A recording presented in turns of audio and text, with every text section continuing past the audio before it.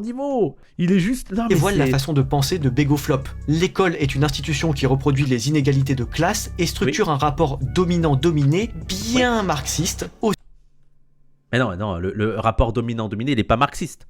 L'analyse, si tu veux, elle est marxiste, mais alors il faut savoir que, par exemple, Bourdieu n'était pas marxiste.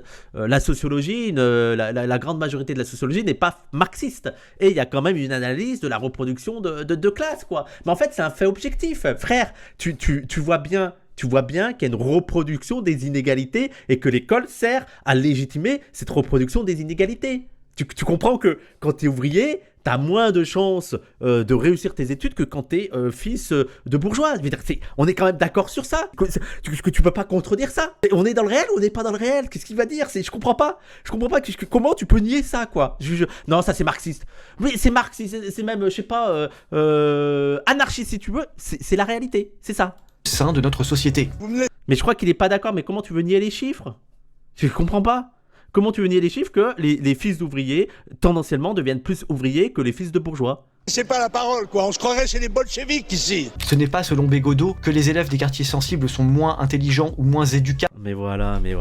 Voilà le niveau d'intelligence de ces gars-là. Voilà. Allez, voilà, je te prends sur le mot, le hussard. Je te prends sur le mot. Allez. Les fils de 93, parce que là, il va aller sur le... Parce que, attendez, reprenons sa phrase exacte. Hein. Reprenons. Ici. Ce n'est pas selon Bégodeau que les élèves des quartiers sensibles sont moins intelligents ou moins éducables que leurs homologues des beaux quartiers. Allez, prenons ce truc. Toi, ton explication, c'est que les enfants des quartiers sensibles, donc là, Doc Whistle, tu vois, le sous-entendu, c'est des Arabes et des Noirs, ils sont moins intelligents, ils sont moins éducables, je sais pas ce que ça veut dire, éducables, mais c'est pour ça qu'ils réussissent moins, ok? Parce qu'ils sont moins intelligents et moins éducables. Première question, comment ça se fait qu'ils sont moins intelligents et moins éducables? Parce que là, tu n'expliques rien. Là, tu expliques que les gens qui réussissent pas à l'école, ils réussissent pas à l'école. Ok, mais comment ça se fait? Partons du principe qu'ils sont moins intelligents et moins éducables.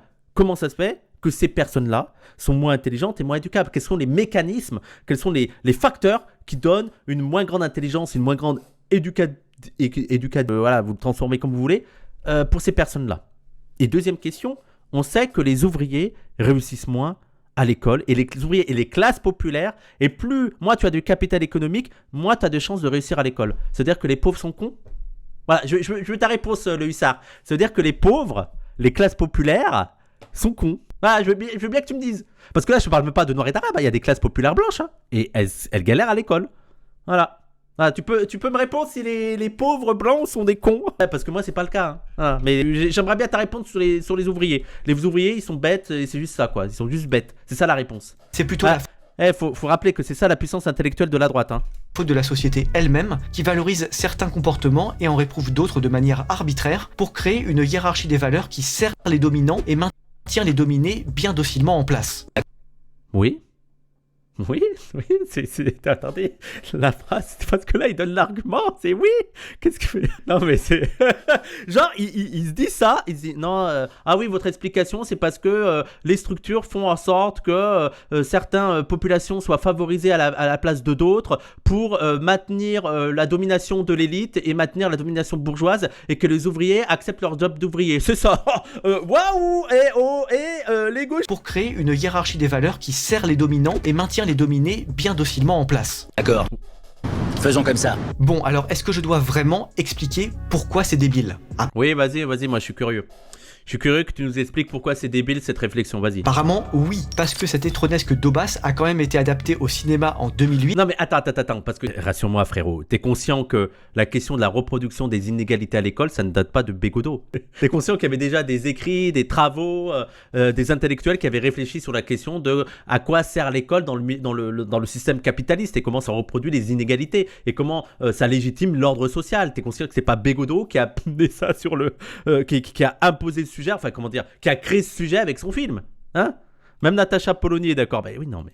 Dans un entre-soi incestueux qui est allé jusqu'à la Palme d'Or à Cannes, donc il doit bien se trouver 2 ou 3 ravis de la crèche, les mêmes qui défendent encore le cinéma français sans doute, pour penser... Pourquoi il est contre le cinéma français? C'est quoi? Il est contre le cinéma français. En plus, il nous met Godard. Ça se voit que t'es un inculte, même au niveau culturel, t'es un inculte, quoi. T'es débilos et t'es fier d'être débilos. C'est assez fascinant. Je suis toujours stupéfait par l'assurance débilos comme lui qui parlent avec un ton péremptoire alors que c'est des débilos profonds, putain. Qu'entre les murs a une vraie valeur intellectuelle. Alors, soit, je m'y colle. Non, l'école ne reproduit pas des inégalités sociales, elle est même l'un des vecteurs, et théoriquement, elle devrait être le meilleur vecteur, qui permet l'ascension sociale des En fait, c'est là qu'on voit que tu n'es pas dans le réel, en fait.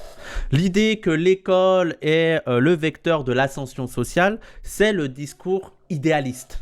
Ok, c'est le discours idéaliste promu notamment par la classe bourgeoise, avec l'idée que non, mais vous inquiétez pas, l'école, elle est là pour promouvoir l'ascension sociale. Et d'ailleurs, ceux qui réussissent à l'école, c'est les meilleurs. En fait, l'école est totalement neutre, objectif, et juste si t'es bon à l'école, bah, tu vas réussir à avoir un grand diplôme et trouver un bon travail. Ça, c'est le discours officiel idéaliste. Sauf que quand tu es dans le réel, tu étudies les tendances, tu étudies les statistiques, tu vois quelle est la réussite de l'école selon ton capital social, selon ta classe sociale, selon le secteur aussi dans lequel, et les sociologues, et en plus, je veux dire, s'il y a bien un travail, s'il y a bien un domaine qui a été étudié par les sociologues, c'est la question de l'école, de la reproduction sociale, de la reproduction des inégalités, et ils te montrent que objectivement, dans la réalité concrète, avec les statistiques, on te montre que non. Et effectivement, tu vas avoir 2-3 exemples de personnes qui vont connaître une ascension sociale, mais les tendances sont toujours là. Les ouvriers sont tendanciellement plus rejetés dans les métiers d'ouvriers. Et tu as toujours